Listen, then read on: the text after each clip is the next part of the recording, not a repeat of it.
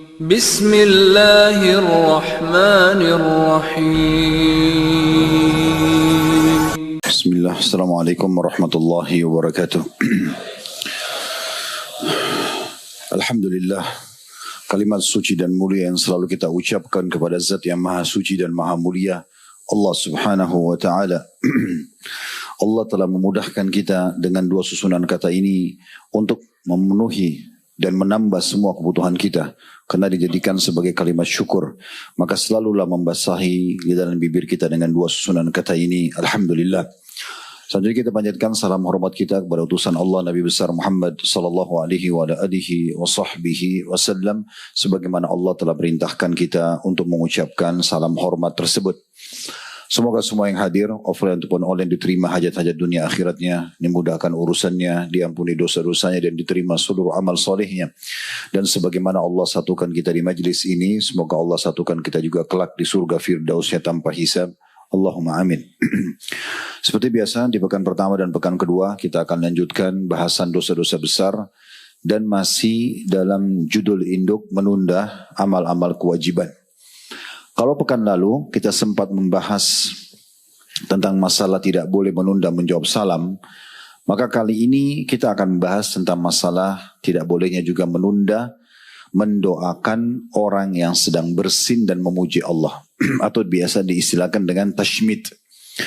Mungkin sebagian orang menganggap remeh bahasan-bahasan seperti ini teman-teman sekalian, tapi ini bagian daripada syariat Nabi Muhammad SAW, dan beliau sangat peduli. Walaupun ini mungkin dianggap remeh atau dianggap kecil oleh sebagian orang. Bahwasanya setiap orang yang bersin, maka dia punya kewajiban memuji Allah dengan mengucapkan Alhamdulillah. Dan semua orang yang mendengarkan dari kalangan muslimin, itu wajib juga mengatakan, menjawabnya atau mendoakan Yarhamkallah. Kalau dia memuji Allah, segala puji bagi Allah, kita mengatakan semoga Allah merahmatimu. Dan dasar hukumnya sama. Hadis yang pernah kita sampaikan pada pekan lalu, dan hadis ini sangat masyhur, hadis riwayat Bukhari, hadis riwayat Muslim, bahwasanya Abu Hurairah mengatakan Nabi SAW bersabda, hakul muslim ada muslimin sittun, haknya muslim terhadap muslim yang lain ada 6. Dan kalau hak berarti lawannya adalah kewajiban. Kalau ini hak saudara kita muslim, berarti kewajiban kita sebagai muslim. Ada 6 hak saudara kita muslim yang harus kita tunaikan, berarti kewajiban kita masing-masing. Yaitu idza laqitahu fasallim alaihi, yang pertama ini kita bahas pada pekan lalu, kalau engkau bertemu dengannya maka engkau ucapkan salam kepadanya. Yang kedua, wa idza da'aka fa'ajibhu, kalau engkau diundang maka jawablah undangan itu. Dan yang ketiga, wa idza stansahaka fansah lahu atau fansahhu, kalau dia meminta nasihat kepadamu maka berikanlah ia nasihat atau ide-ide yang baik. Yang keempat, wa idza atasya fahamidallah fashammithu atau fashammithu, dan kalau dia bersin kemudian dia memuji Allah maka sammithu atau bilang kepada dia yarhamkallah. Yang kelima, wa idza marida fa'udhu, dan kalau dia sakit maka jenguklah dia. Dan yang keenam terakhir, wa idza mata fattabi'hu, ya. Kalau dia mati maka antarlah jenazahnya. Kita sedang membahas bagian yang kedua atau bagian yang ketiga tepatnya. Yang keempat ya. Kalau dia bersin dan memuji Allah, maka harusnya dia didoakan. Kita akan beranjak daripada perkataan Imam Nawawi rahimahullah berhubungan dengan masalah hukum yang akan kita bahas ini. Dalam kitab Riyadhus Shalihin beliau mengatakan, maka wajib setiap muslim untuk menjalankan hak-hak muslim ini. Di antaranya adalah kalau seandainya saudaranya muslim bersin dan memuji Allah alhamdulillah, maka dia punya kewajiban untuk menjawab yarhamkallah. Dan kalau kewajiban berarti tidak boleh ditunda.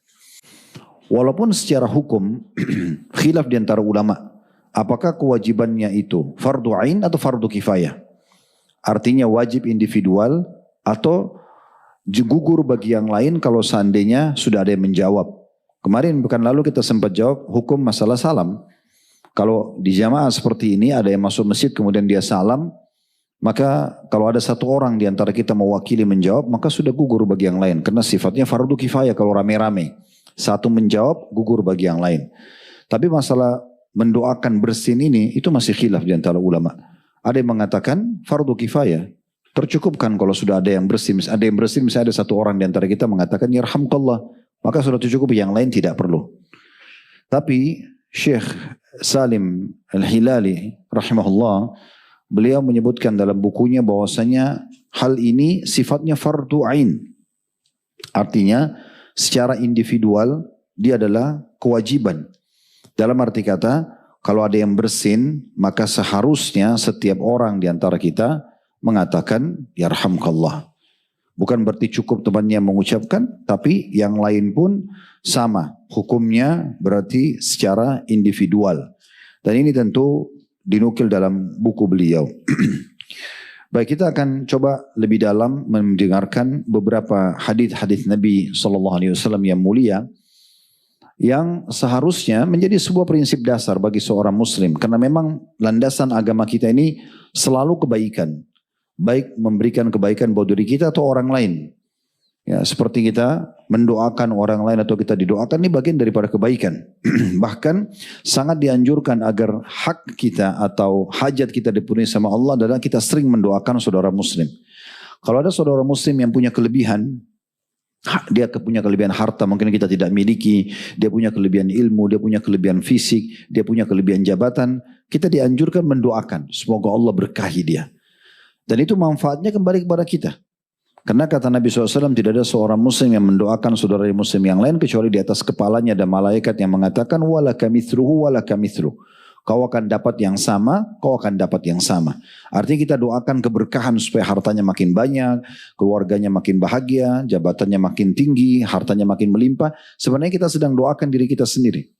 Dan dengan metode ini, maka dipastikan dengan izin Allah SWT semua sifat hasad, iri, dengki, dan apapun yang bisa muncul dari penyakit-penyakit hati ini akan hilang.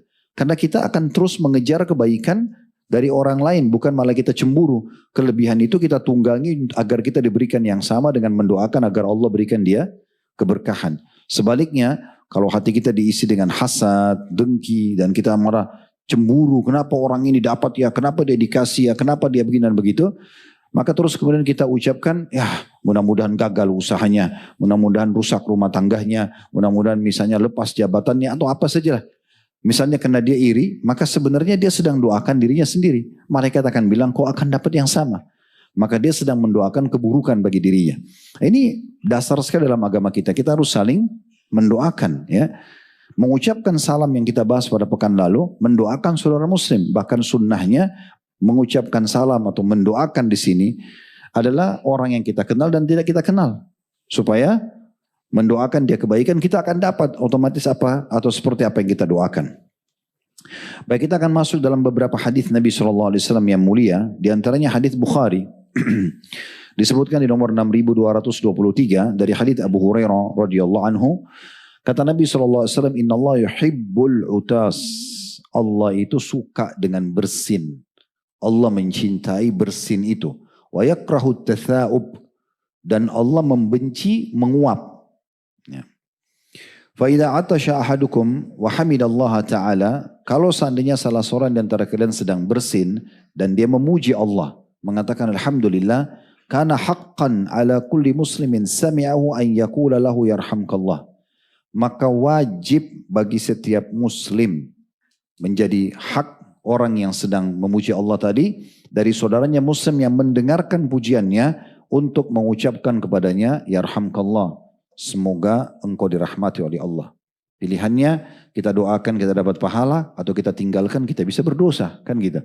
Maka kita mendoakan tentunya. Wa amma tatha'ubu fa innama huwa minasyaitan, dan ketahuilah kata Nabi SAW, menguap itu bagian dari syaitan. Fa idza tatha'aba ahadukum falyaruddahu mastata'. Kalau kalian sedang menguap maka dia harus menolak semampunya. Apakah dengan tangan, apakah dengan menahan kedua bibirnya, intinya dia tidak membukanya. Nanti akan kita lihat hikmah-hikmahnya. Fa inna ahadakum idza tatha'aba dahika minhu syaitan. Karena kalau kalian, seseorang dari kalian sedang menguap, membuka mulutnya dengan besar, maka syaitan menertawakannya. Hadits ini teman-teman sekalian, ya, masuk dalam adab yang harus diperhatikan oleh kaum muslimin. Kata Imam Nawawi, adapun ya, bersin dicintai oleh Allah Subhanahu wa taala. Sebagaimana makna daripada hadis ini. Dan kalau kita meraih cinta Allah, kita tahu misalnya kalau seseorang di alam manusia dulu, kalau seseorang cinta dengan kita, atau kita cinta pada seseorang, saya yakin orang itu akan memberikan apa saja yang kita mau semampu dia. Kita pun kalau mencintai orang, kita coba memberikan yang terbaik. Allah Azza wa Jalla lebih mulia daripada itu. Kalau Allah mencintai seorang hamba, berarti Allah akan penuhi hajatnya, Allah akan mudahkan urusannya, Allah akan terima amalnya, Allah akan maafkan dosa-dosanya. Itu maknanya. Apa susahnya? Dengan kita bersin, memuji Allah, Allah mencintai kita. Apa susahnya? Pada saat saudara kita bilang Alhamdulillah, kita bilang Yarhamukallah, kita dapat pahalanya. Dan juga masuk mendapatkan cinta Allah subhanahu wa ta'ala. Sementara menguap, maka itu dari syaitan, kata Imam Nawawi rahimahullah. Apabila seseorang dari kalian menguap, hendaklah ia segera menahan semampu mungkin. Karena jika salah seorang di antara kalian menguap, maka syaitan akan tertawa karenanya atau kepadanya. Dan ini berarti menandakan apa adanya. Sementara syaitan adalah musuh yang nyata, kita tidak boleh sama sekali memberikan apapun peluang untuk masuk dalam hidup kita. Apakah bisikannya? Apakah tiupannya? Ya, apakah tipu dayanya? Contoh misalnya, Nabi SAW mengatakan tentang orang yang tidur di malam hari. Mungkin karena dia lupa zikir sebelum tidur, maka jangan dianggap remeh tentang zikir sebelum tidur. Baca. Karena kalau tidak, salah satu tipu daya syaitan, dia akan mengincingi kuping seseorang di antara kita. Ditanyakan kepada Nabi SAW dalam hadis riwayat Muslim, bagaimana ya Rasulullah pendapat anda dengan orang yang tertidur di waktu sholat subuh? Kata Nabi SAW, itu orang yang kupingnya dikencingi oleh syaitan. Artinya kita harus hindari ini, sehingga dia tidak mendengarkan azan. Nabi SAW juga mengatakan kalau kalian bangun, maka cucilah hidung kalian, istinsyak, seperti orang wudhu, membersihkan, mengeluarkan. Karena syaitan hinggap di hidungnya, atau menginap di hidungnya. Saya tidak pernah tahu seperti apa, tapi itu Nabi SAW sampaikan sehingga kita keluarkan dia dari tubuh kita misalnya. Dan masalah makanan, kata Nabi SAW, kalau makanan seseorang dari kalian jatuh, maka pungutlah. Dan jangan biarkan syaitan atau sedikit pun untuk syaitan. Dalam riwayat lain, bersihkan kotorannya dan makanlah. Jangan biarkan sepotong pun buat syaitan. Kecuali cairan, kotor itu berbeda. Tapi kalau masih makanan kering, kerupuk, nasi, di lantai jatuh masih bisa dibersihkan, kenapa nggak diambil? Nabi SAW larang untuk memberikan kepada syaitan. Jadi semua yang berhubungan dengan syaitan ini tidak boleh sama sekali kita buka pintunya. Ya, memang begitu dalam syariat. Sehingga kalau terbuka satu pintunya, misalnya kita menguap nih. Syaitan menertawakannya. Dalam riwayat lain, syaitan akan masuk ke dalam tubuhnya dan menguasainya. Maka otomatis akan banyak rentetan karena syaitan ini penjahat. Otomatis kalau dia masuk ke tubuh kita, maka dia bisa melakukan banyak hal atau membisikkan banyak hal. Hadis selanjutnya masih kata Imam Nawawi dalam hadis dalam Riyadhus Shalihin, dari hadis masih Abu Hurairah radhiyallahu anhu, bahwasanya Nabi SAW bersabda, "Idza atasha ahadukum falyakul alhamdulillah." Kalau salah seorang dari kalian sedang bersin, segera ucapkanlah alhamdulillah. Segala puji bagi Allah. Wal yakul lahu akhuhu aw sahibuhu. Dan harusnya saudaranya muslim atau temannya segera mengucapkan yarhamkallah. Semoga Allah merahmatimu. Fa idza qala lahu yarhamkallah, dan kalau saudaranya mengatakan yarhamkallah, falyakul, maka yang sedang bersin tadi yang memuji Allah dan didoakan, dia harus mengucapkan yahdikumullah wa yuslih balakum. Semoga Allah memberikan kalian hidayah dan memperbaiki keadaan kalian. Hadis ini diriwayatkan oleh Imam Bukhari. Dari riwayat ini kita ambil pelajaran bagaimana seorang muslim saling mendoakan.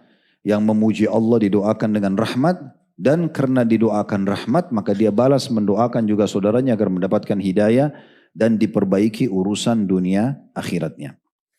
Hadis ketiga, kata Imam Nawawi masih di kitab yang sama dalam hadis riwayat Muslim dari hadis Abu Musa al-Asy'ari radhiyallahu anhu, di mana Nabi SAW beliau mengatakan, sami'tu Rasulullah sallallahu alaihi wasallam yaqul, saya mendengarkan Rasulullah SAW bersabda, idza atasha ahadukum fahamidallah fashammituhu. Kalau seseorang dari kalian sedang bersin dan dia memuji Allah, maka segeralah kalian rame-rame mendoakannya. Karena di sini menggunakan damir jamak. Fashammituhu, maka kalian semua doakan yarhamkallah. Fa in lam yahmadillah fala tushammituhu. Kalau dia tidak mengatakan alhamdulillah, jangan kalian tashmitkan. Jadi misalnya ada orang bersin sebelah kita, dia nggak bilang alhamdulillah, nggak usah kita bilang yarhamkallah. Kalau kita dengar alhamdulillahnya baru kita doakan. Walaupun kita niat mau menegur dia supaya dia bilang alhamdulillah, tapi ini melanggar sunnah. Karena Nabi SAW bilang opsinya adalah kalau dia muji Allah kita bilang yarhamkallah. Dia tidak puji Allah jangan didoakan. Selesai, clear. Kalau kita mau sampaikan tentang hukumnya silahkan. Tapi jangan dilanggar sunnah Nabi SAW ini. Hadis keempat masih sama. Masih disebutkan Imam Nawawi dan ini hadis Bukhari Muslim. Di mana Anas radhiyallahu anhu menukil. Qala atasya rajulani inda Nabi SAW fashammat ahaduhuma walam yushammitil akhar. Ada dua orang yang sedang bersin. Dua-duanya di hadapan Nabi SAW. Yang satu Nabi doakan. Tashmitkan, bilang yarhamkallah. Yang satu Nabi diamkan. Qala alladhi lam yushammithu, maka yang tidak didoakan oleh Nabi berkata, atasya fulan fashammatahu. Si fulan ini bersin, Anda doakan ya Rasulullah. Wa atishtu falam tushammitni, dan aku bersin tapi Anda tidak mendoakanku. Maka Nabi SAW mengatakan, faqal hadha hamidallah wa innaka lam tahmadillah. Orang yang tadi saya doakan itu karena dia memuji Allah. Dia bilang, alhamdulillah saya doakan. Karena kau tidak memuji Allah, saya tidak doakan.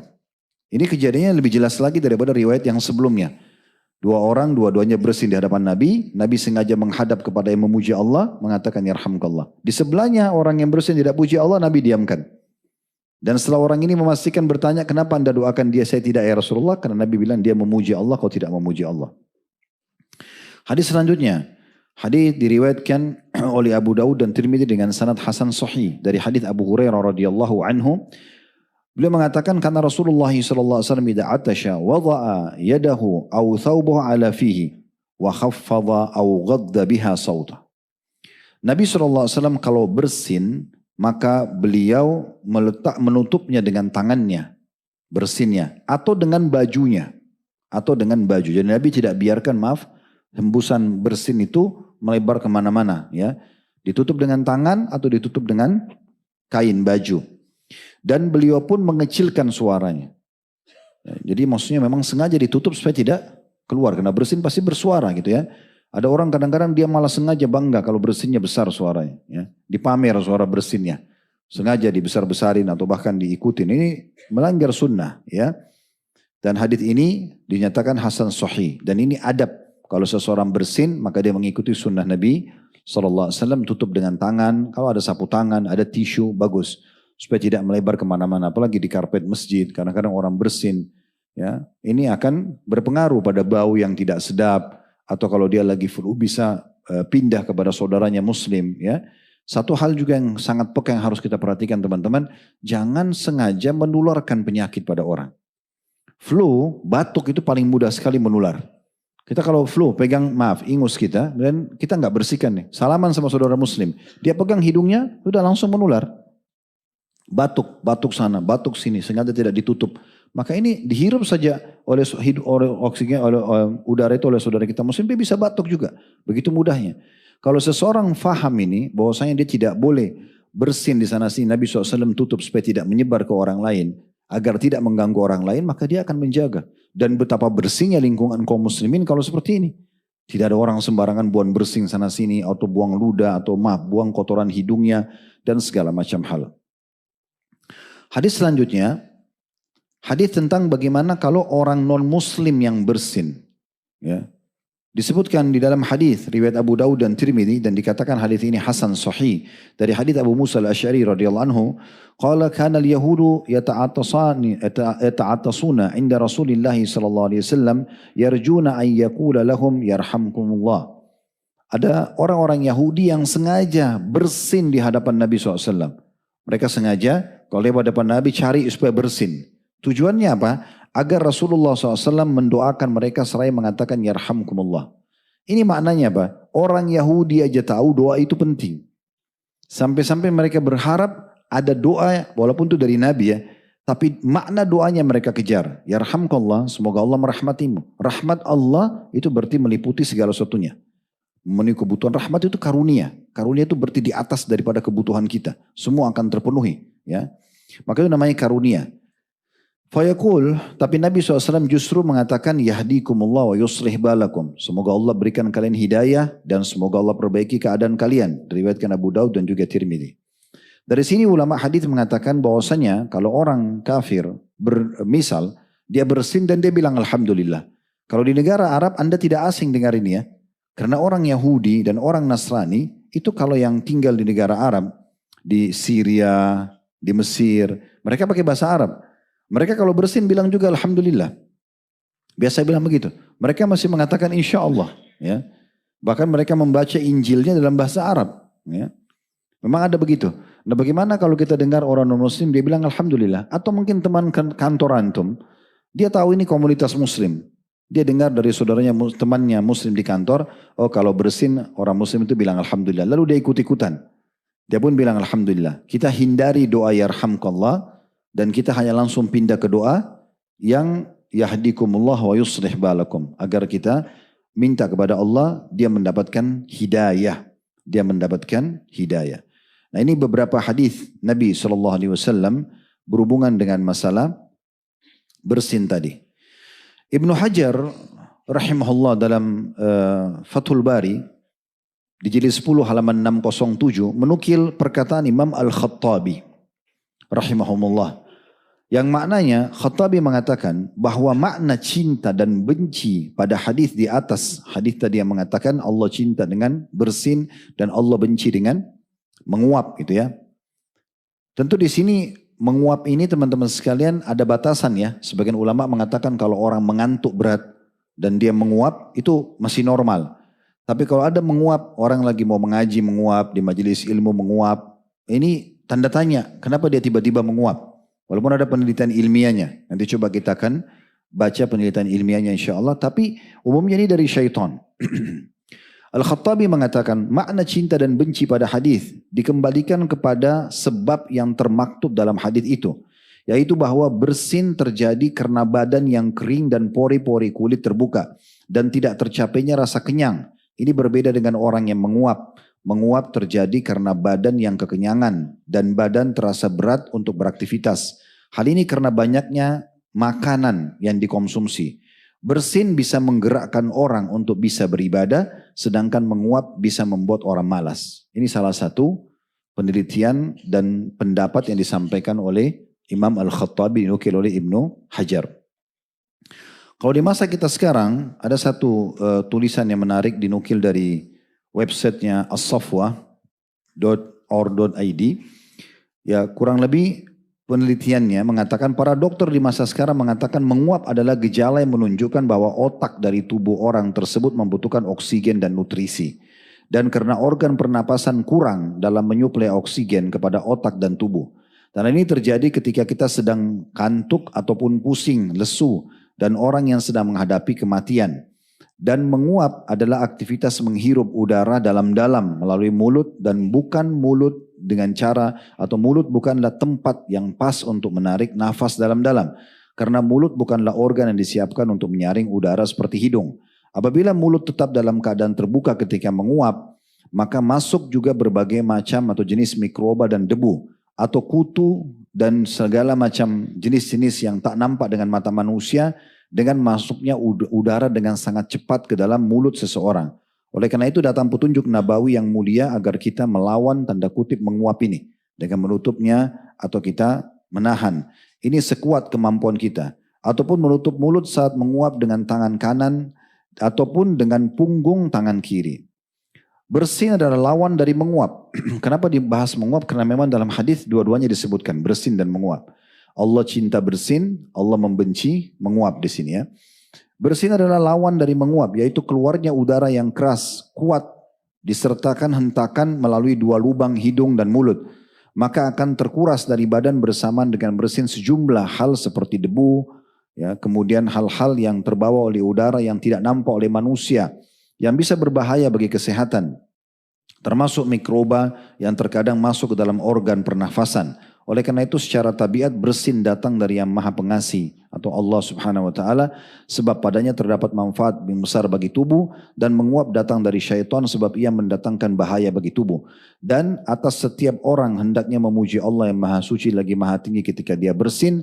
Dan agar meminta perlindungan kepada Allah dari syaitan yang terkutuk ketika dia menguap. Ini dinukil sebenarnya dari kitab Al-Haqaiq Al-Tabi'ah Al-Haqaiq ya At-Tabi'ah fil Islam.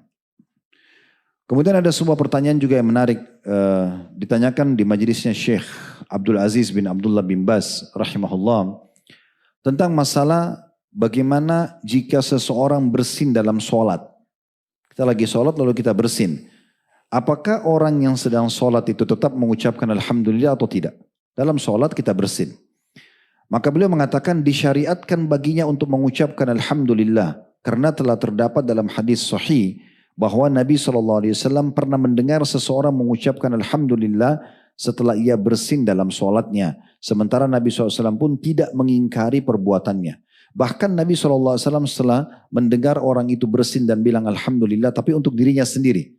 Kecil dia ucapkan, tapi Nabi sempat dengar. Nabi mengatakan, sungguh aku diperlihatkan seperti ini dan seperti itu dari golongan malaikat yang berada di belakangnya yang mencatat ucapannya tadi atau amalannya. Karena ucapan Alhamdulillah adalah bagian dari zikir dan sama sekali tidak mencacati sholat.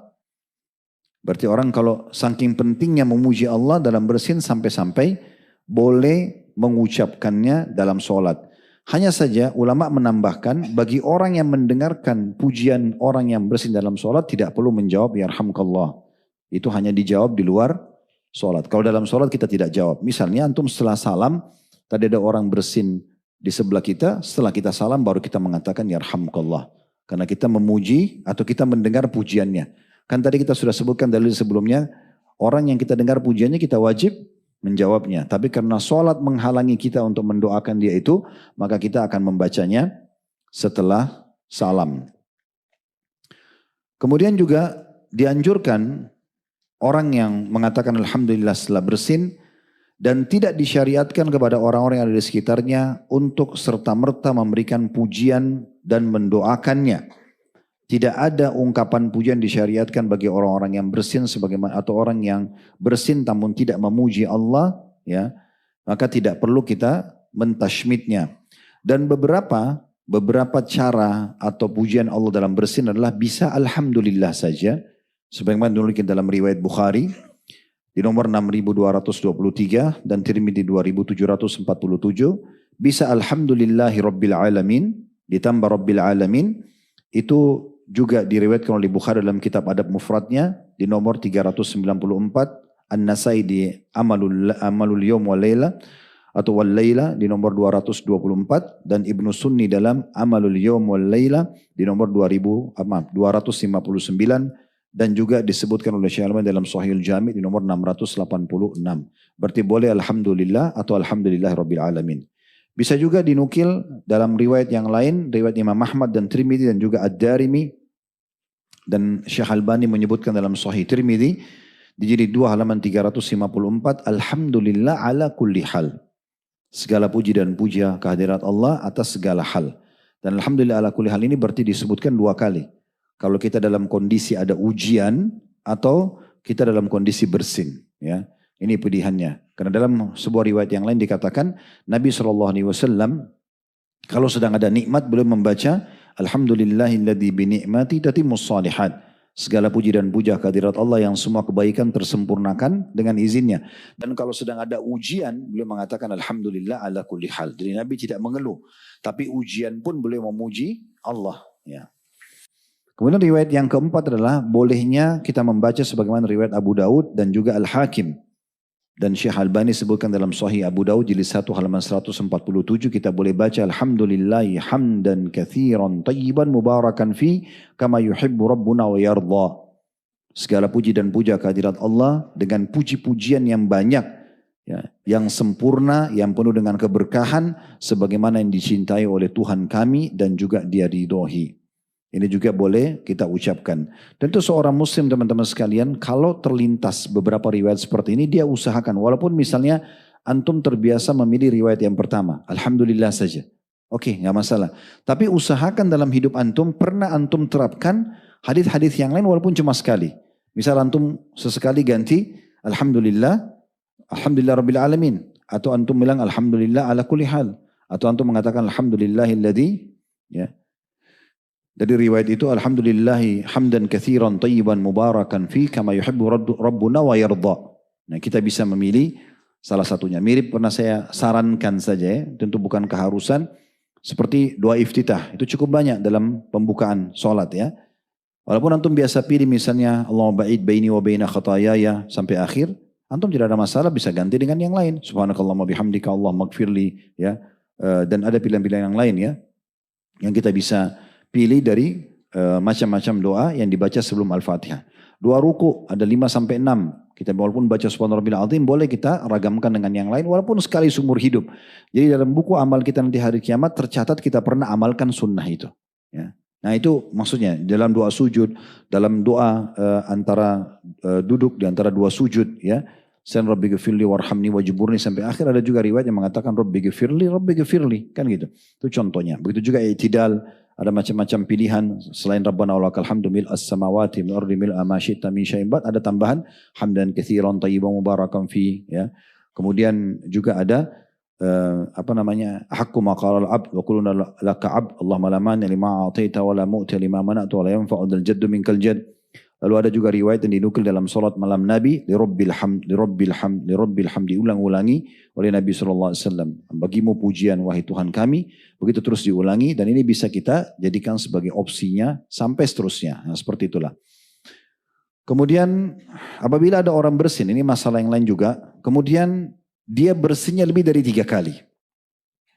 Sekali dia bersin, dia bilang alhamdulillah, kita bilang yarhamkallah. Dia bersin yang kedua kali lagi, dia bilang alhamdulillah, kita masih jawab yarhamkallah. Kalau 3 kali dia ucapkan itu, dia bersin lagi, maka ada hadis Nabi SAW yang menganjurkan kita membaca doa yang lain. Ya. Disebutkan dalam sebuah riwayat, Nabi SAW mengatakan, Idza atasya ahadukum falyushammithu jalisahu. Kalau seseorang dari kalian sedang bersin, maka yang sedang di sebelahnya mengucapkan yarhamkallah. Wa in zada ala thalathin fahuwa mazkum. Tapi kalau dia sudah lebih dari 3 kali, maka ketahuilah orang itu sedang terkena flu. Wala tushammit ba'da 3 marrat. Dan yang lebih dari 3 kali enggak usah lagi ditashmit. Jadi maksudnya sudah yang keempat itu tidak lagi kita bilang yarhamkallah. Ya, tidak lagi kita mengatakan yarhamkallah. Disebutkan Abu Daud dan Ibnu Sunni dalam Amal Yawm wa Laila dan juga Al-Albani menukil dalam Sahihul Jami' nomor 684. Dan jangan mendoakan orang yang bersin lebih dari 3 kali, serta jangan pula mengucapkan kepadanya doa syafaqallah wa afaq. Tidak usah kita mengatakan syafaqallah wa afaq. Karena seandainya hal tersebut disyariatkan, maka tentu Nabi SAW sudah mendoakan. Maksudnya kan salah satu sunnah Nabi itu kalau orang sakit kita mengatakan syafaqallah. Semoga Allah sembuhkan Anda. Kalau laki-laki, kalau perempuan syafaqillah. Ya. Kita tambah dengan riwayat lain, la ba'sa alaik. Semoga tidak jadi masalah buat kamu. Tahurun insyaallah. Semoga jadi pembersihan dosa-dosamu gitu kan.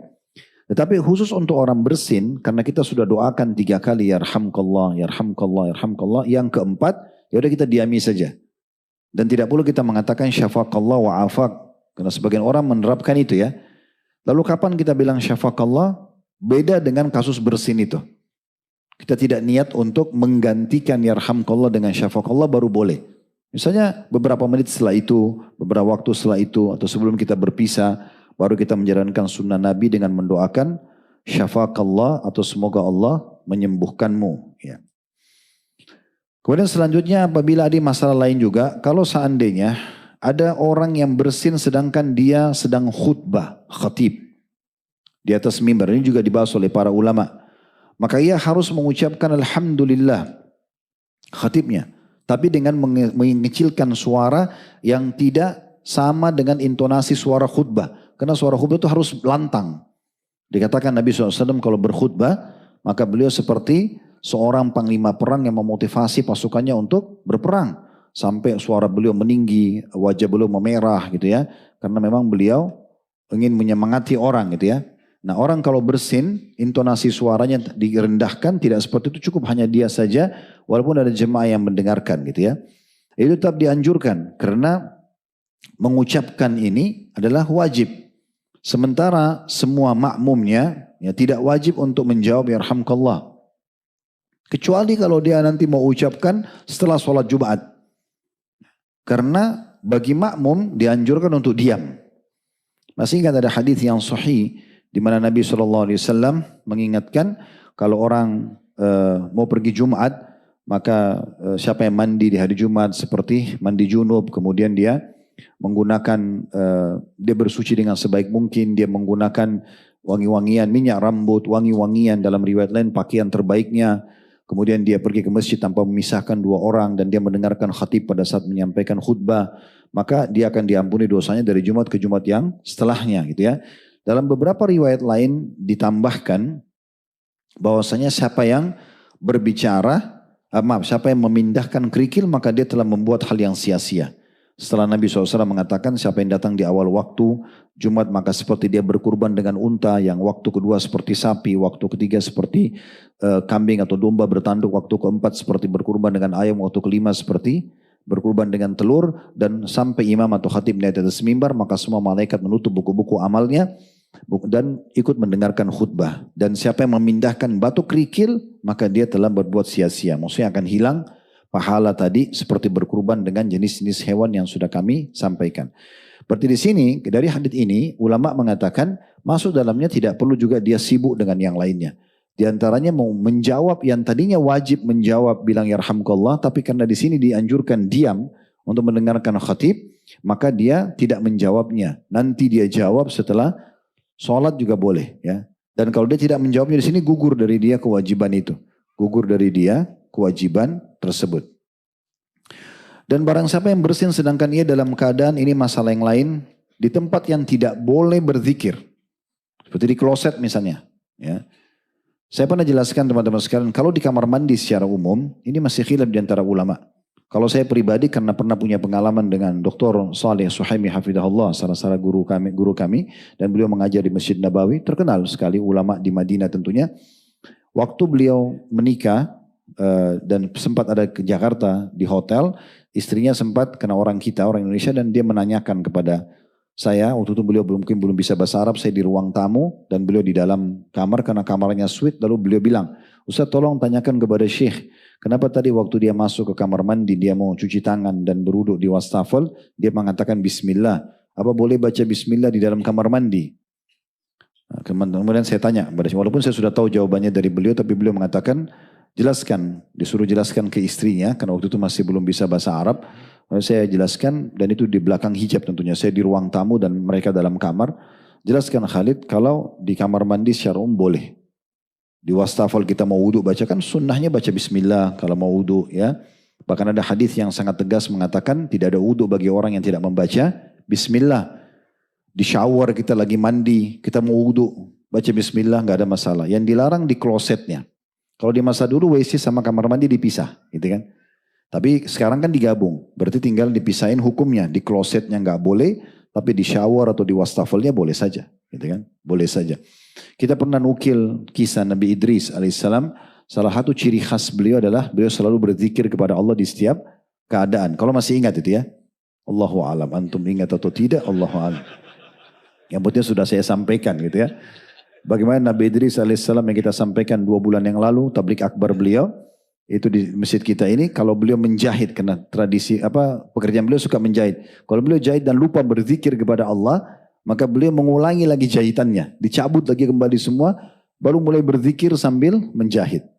Nanti insya Allah hari Sabtu ini kita akan bahas Nabi Nuh alaihissalam. Salah satu ciri beliau suka sekali bersyukur kepada Allah. Di setiap keadaan selalu berzikir, memuji Allah dengan mengatakan Alhamdulillah. Dalam setiap keadaan beliau, nah kecuali di tempat-tempat yang dilarang seperti ini. Kecuali tempat-tempat yang dilarang seperti ini. Maka dikatakan kalau orang-orang bersin sementara dia ada di tempat yang tidak boleh berzikir, seperti di kloset WC, ini adalah tidak boleh dia mengucapkan Alhamdulillah. Dan juga orang yang mendengarkan dia bersin dalam 2 keadaan. Tidak boleh dia mengatakan yarhamkallah kalau orang itu bilang Alhamdulillah di kloset. Karena dasarnya orang itu berdosa, dia nggak boleh berzikir kepada Allah di tempat itu. Masih ingat saya juga sebutkan di Rabu yang lalu, kita bahas tentang masalah salam ya. Tulisan dan lisan hukumnya sama. Tulisan dan lisan hukumnya sama. Antum kalau sedang menerima WA, lagi di WC, antum sambil pegang handphone misalnya, mau jawab WA, orang itu salam, tidak boleh antum jawab walaupun tulisan. Waalaikumsalam tidak boleh di kloset, karena nggak boleh zikir kepada Allah. Karena tulisan sama lisan sama hukumnya. Nah kalau ada orang di WC dan dia bilang Alhamdulillah, dia dosa, kan dia tidak boleh zikir di situ. Maka yang mendengarkan nggak boleh bilang yarhamkallah. Kan gitu. Itu kemudian yang kedua juga tidak boleh orang mengatakan yarhamkallah tadi pada orang yang tidak memuji Allah. Baik dia di kloset ataupun dia di tempat lain. Ini dijelaskan oleh para ulama dinukil dari kitab Adab Tatha'ub wa Utash yang ditulis oleh Rumaih. Dan tentu masih banyak poin-poin yang berhubungan dengan masalah ini, tapi ini diantara garis besar tentang masalah hukum bersin dan bagaimana kita mendoakan saudara kita muslim. Tentu usahakan teman-teman seperti ini dinukil atau disampaikan kepada pasangan kita, kepada anak-anak dan dihidupkan satu sama yang lain. Kami juga himbau sekolah-sekolah untuk menghidupkan sunnah ini. Saya pernah dinukil di salah satu sekolah di Kuala Lumpur waktu itu. Dan ditampilkan beberapa siswanya di sekolah yang masih SD, kalau nggak salah SD atau TK gitu. Dan ini salah satu hal yang dinukil dan dibiasakan di antara mereka. Bahkan ditulis di beberapa tempat-tempat sebagai peringatan dan mereka menghafal hadisnya supaya tidak tertinggal sunnah-sunnah seperti ini. Allahu a'lam. Semoga apa yang kita bahas hari ini bermanfaat buat kita semua dan semoga seluruh amal-amal saleh yang pernah kita kerjakan semuanya sampai yang kita kerjakan nanti pada saat ajal datang diterima dengan pahala yang sempurna. Semoga semua dosa-dosa dan kesalahan kita ditutupi di dunia dan di akhirat dan dimaafkan oleh Allah Subhanahu wa taala dan semoga Allah memberikan kita peluang umur yang panjang dengan kesempurnaan iman, amal saleh dan juga pengampunan dosa dan semoga Allah satukan kita kelak di surga firdausnya kelak tanpa hisab sebagaimana Allah satukan kita di majelis ini. Ada benar dari Allah, silakan diambil dan diamalkan. Kalau ada salah dari saya mohon dimaafkan. Subhanakallahumma bihamdika, asyhadu an la ilaha illa anta astaghfiruka wa atubu ilaik. Wassalamualaikum warahmatullahi wabarakatuh.